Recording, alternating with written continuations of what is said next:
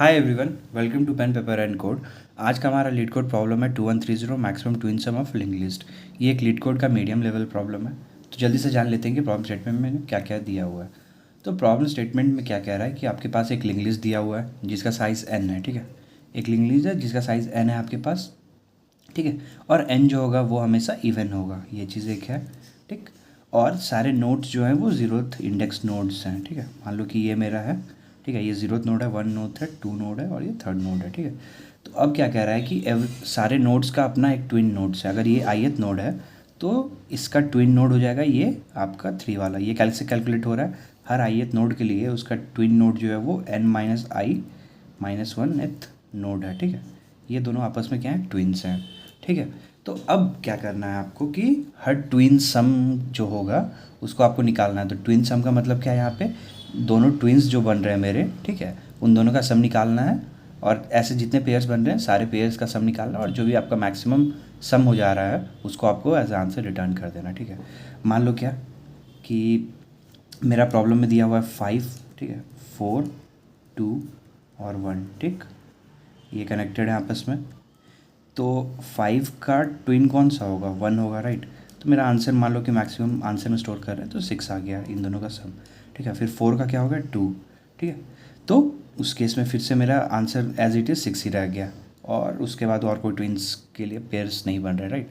तो हम लोग यहीं पे इसको रोक सकते हैं। तो मेरा आंसर जो 6 होगा वो हम रिटर्न करवा देंगे। मान लो कि कोई मेरा एक और हो जाता है 4।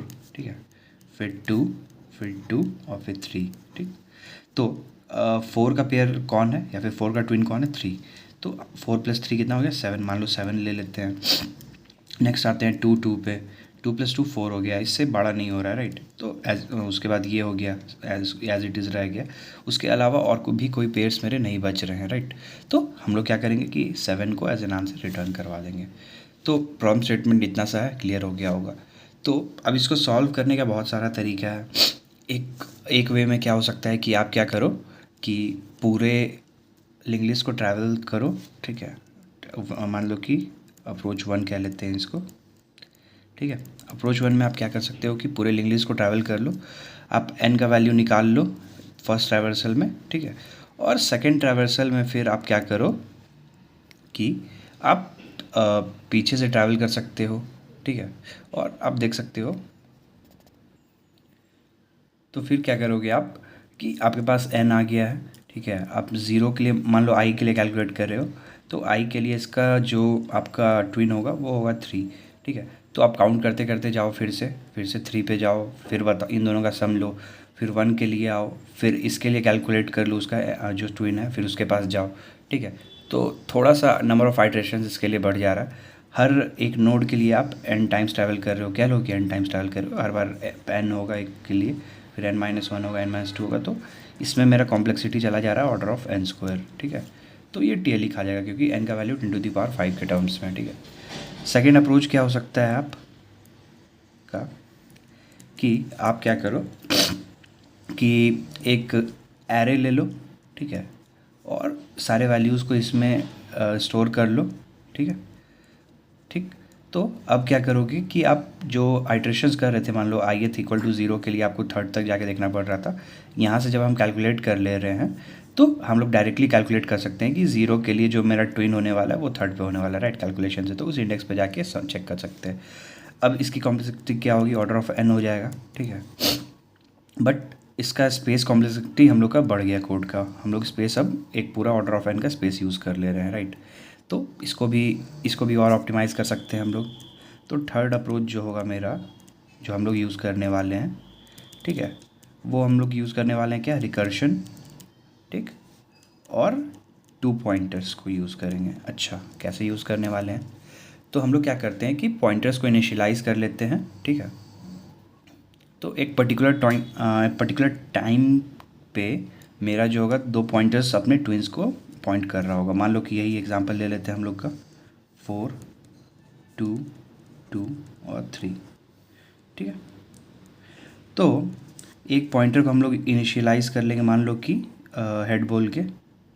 ठीक है, 2 पॉइंटर्स ले लो, एक तुम्हारा हेड, ठीक है, और दूसरा तुम ले लो अपना या फिर इसको करंट बोल लो। ठीक है, और दूसरा बोल लो उसका ट्विन जो भी है। ये 2 पॉइंट्स हम लोग यूज़ करेंगे। अच्छा, इसको इनिशियलाइज़ कैसे करेंगे? तो हम लोग 4 से शुरू करते हैं, ठीक है, रिकर्शन का 4 से शुरू करेंगे और ट्विन को इनिशियलाइज़ कर लो तुम अपना 4 से, ठीक है। फर्स्ट वाला वैल्यू से इनिशियलाइज़ कर लो ट्विन को और करंट को भी इनिशियलाइज़ कर लो तुम 4 से, ठीक है। अब रिकर्सिव कॉल करते जाएंगे जब तक कि हम लोग जो लिस्ट है वो मेरा जो करंट नोड है वो नल ना हो जाए, मतलब लिस्ट के एंड तक ना पहुंच जाए। तो सबसे पहले मान लो 4 के लिए कॉल किए होंगे, ठीक है, फिर 2 आया होगा तो 2 चला गया, फिर कॉल करेंगे फिर से 2 के लिए, फिर से कॉल आएगा मेरा 3 के लिए तो 3 आ गया। 3 के बाद क्या आ गया मेरा? नल। तो वहाँ से रिटर्न कर जाएंगे, ठीक है, लास्ट नोड जो भी था मेरा वैल्यू के साथ, ठीक है। थर्ड पे आ गए तो थर्ड के लिए, ठीक है, अभी मेरा ट्विन क्या असाइन है? 4, करेक्ट है दोनों। तो उन दोनों का सम लेंगे और कंपेयर करेंगे आंसर के साथ। आंसर को 0 से इनिशियलाइज़ कर लो। तो मेरा करंट नोड जो है 3 और मेरा ट्विन जो है उसके लिए क्या है? 4। 4 + 3 क्या हो गया मेरा? 7। 0 से बड़ा है तो आंसर को इनिशियलाइज फिर से कर लिए, चेंज करते रहे, सॉरी, 7 के साथ, ठीक है। अब क्या करेंगे? ट्विन को आगे बढ़ा देंगे, ठीक है। ट्विन अगर यहाँ पे था तो नेक्स्ट वाला ट्विन मेरा हो गया 2, ठीक। और फिर बैक ट्रैक कर जाएंगे, 3 हट जाएगा, फिर हम 2 पे आ गए, ठीक है। अब क्या हुआ मेरा? ठीक, अब क्या हुआ मेरा 2, ठीक है, और ट्विन भी मेरा अपडेट होकर अब 2 हो चुका है। तो करंट है मेरा ये वाला 2 और ट्विन भी है 2, तो 2 + 2 4, आंसर अपडेट नहीं हुआ, ठीक है। फिर से बैक ट्रैक कर जाएंगे, ठीक, 2 पे आ गए और मेरा ट्विन को क्या होगा कि फिर से आगे बढ़ा लेंगे, मतलब कि जो अभी केस हुआ था उसका ऑपोजिट वाला। अगेन 2 + 2 मेरा क्या हो गया? 2 4, अपडेट नहीं हुआ, ठीक है। तो फिर से बैक ट्रैक करेंगे तो अब मेरा फर्स्ट वाला जो वैल्यू था उस पर आ गए, इसके लिए रिकर्सन करते करते बैक ट्रैक करते हुए, और इसके लिए आ गए हम लोग तुम्हारा 3 पे। फिर 4 + 3 7, मतलब ये सारे केसेस हम लोग ऑलरेडी चेक कर चुके हैं, ये बस ऑपोजिट हो रहा है, राइट। तो 4 + 3 7 एज इट इज़ रह गया आंसर।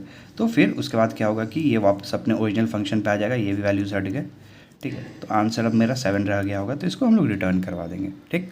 बस इतना सा ही प्रॉब्लम स्टेटमेंट था। रिकर्शन से हम लोग बहुत आसानी से इसको सॉल्व कर सकते हैं, ठीक है। इस कोड की कॉम्प्लेक्सिटी मेरी क्या रह जाएगी? ऑर्डर ऑफ एन ही रह गया, राइट। और स्पेस में भी हम लोग कुछ एक्स्ट्रा नहीं यूज़ कर रहे हैं, बस एक ट्विन पॉइंटर एक्स्ट्रा यूज़ कर रहे हैं जो कि कॉन्स्टेंट स्पेस ही ऑक्यूपाई कर रहा है। तो कोडिंग चलो शुरू कर देते हैं। अगर यहाँ तक अप्रोच समझ में आ गया होगा तो एक बार ज़रूर खुद से कोशिश करो कोड करने का। अगर नहीं समझ में आया तो नेक्स्ट सेक्शन में मूव करो, वहाँ पे तुम लोग देख सकते हो कि कोड हम लोग कैसे लिखने वाले हैं। चलो, तो फिर ये मेरा पेयर सम फंक्शन प्रॉब्लम में दिया हुआ है, ठीक है। इंट हमको रिटर्न करना है, आंसर जो भी होगा मेरा, और ये हेड जो है मेरा, ये जो हेड होगा मेरा लिस्ट नोड का, वो तुम्हारे पास दिया हुआ लिंक लिस्ट के लिए, ठीक है। तो एक काम करो, अपना एक आंसर बना लो, उसको 0 से इनिशियलाइज़ कर लो कि यही मिनिमम वैल्यू है, क्योंकि सारे जो भी नोड के वैल्यूज़ होंगे वो पॉजिटिव होने वाले हैं, ठीक है। नेक्स्ट क्या करो, ट्विन जो हम लोग का था उसको इनिशियलाइज़ कर लेते हैं, किससे? हेड से, क्योंकि ट्विन जो होगा ये क्या मूव कर रहा है? लेफ़्ट टू राइट ना। और रिकर्शन से मेरा जो होगा राइट टू लेफ़्ट मूवमेंट होगा, ठीक है। बैक ट्रैक करेंगे तो, और अपना एक फंक्शन बना लेंगे कोई, मान लो चेक मैक्स बोल के, ठीक है। और उसमें हेड पास कर लेते हैं और आंसर को पास कर लेते हैं। आंसर वहाँ पे अपडेट होता रहेगा और जो भी फाइनल आंसर होगा उसको हम लोग क्या कर रहे हैं? रिटर्न करवा दे रहे हैं आंसर में। अच्छा, ये ट्विन को इनिशियलाइज़ करना है तो ट्विन को एक काम करते हैं कि पब्लिक वे में ही इनिशियलाइज़ कर लेते हैं। टाइप क्या रहेगा इसका? लिस्ट नोड दिया हुआ ना, हाँ लिस्ट नोड है, और एक ट्विन ले लेते हैं यहाँ पे, ठीक है। वहाँ इनिशियलाइज़ हो गया। अब अपना ये चेक मैक्स वाला फंक्शन बनाते हैं। अच्छा चलो, तो चेक मैक्स हो गया मेरा, ठीक है। और ये कुछ रिटर्न नहीं कर रहा है तो इसका रिटर्न टाइप क्या हो गया? वॉइड, ठीक है। और पैरामीटर्स क्या होंगे इसके? एक लिस्ट नोड है, मान लो कि इसको कर नाम दे देते हैं, करंट वैल्यू को के लिए। और दूसरा वाला मेरा क्या हो रहा होगा? इंट आंसर, ठीक है। आंसर के पहले % देना, वरना क्या होगा कि तुम्हारा आंसर ये अपडेट ही नहीं होगा, ठीक है। एड्रेस से कॉल करना है हम लोगों को, ठीक है। तो ये दे देना ताकि आंसर तुम्हारा हर क्या कहते हैं, हर रिकर्शन के लिए, हर रिकर्सिव कॉल जो भी हो रहे हैं तुम्हारे, वहाँ पे आंसर अपडेट होते रहें। अदरवाइज़ क्या होता है ना कि हर रिकर्सिव कॉल जो होता है तो उसके स्कोप में ही जो पैरामीटर्स रहते हैं उनका लाइफ टाइम उस फंक्शन कॉल तक ही रहता है। ये फंक्शन कॉल ख़त्म, इसमें जो भी वेरिएबल्स होंगे उसके वैल्यूज़ भी चले जाएंगे तुम्हारे, इसलिए % यूज़ कर रहे हो तो मतलब कि अपडेट ये होता रहेगा, ठीक है। चलो, ये चीज़ क्लियर है। अब क्या करो कि बेस केस लिख लो अपना। अगर हम लोग लास्ट नोड पे आ गए हैं, कर का वैल्यू नल हो जा रहा है, ठीक है, तो उस केस में क्या करो? आराम से रिटर्न करवा दो, ठीक है। चलो, अदरवाइज़ हम लोग राइट पे जितना हो सकता है मूव करेंगे राइट की ओर। तो कर की जगह पे क्या है, नेक्स्ट रिटर्न करवा दो, कर का नेक्स्ट पास कर दो और आंसर को एज इट इज़ पास करवा दो। चलो हो गया।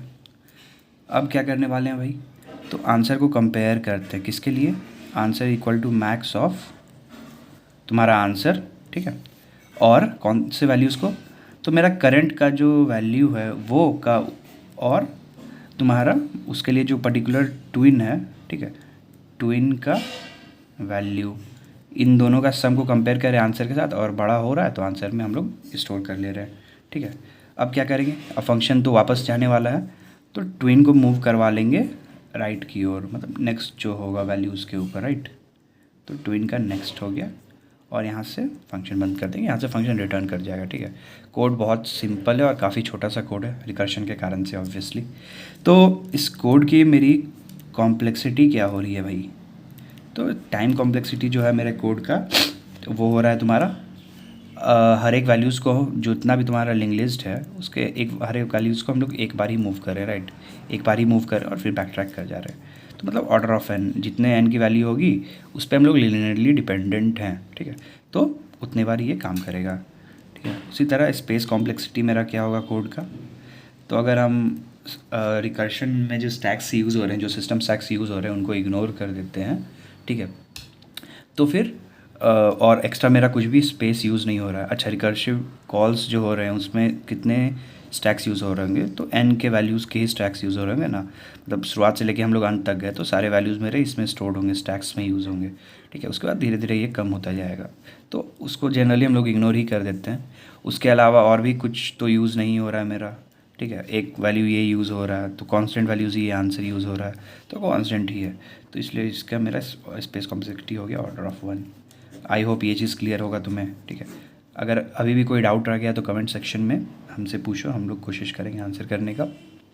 अगर वीडियो पसंद आया है तो लाइक कर देना। मिलते हैं कल के वीडियो में, चलो बाय।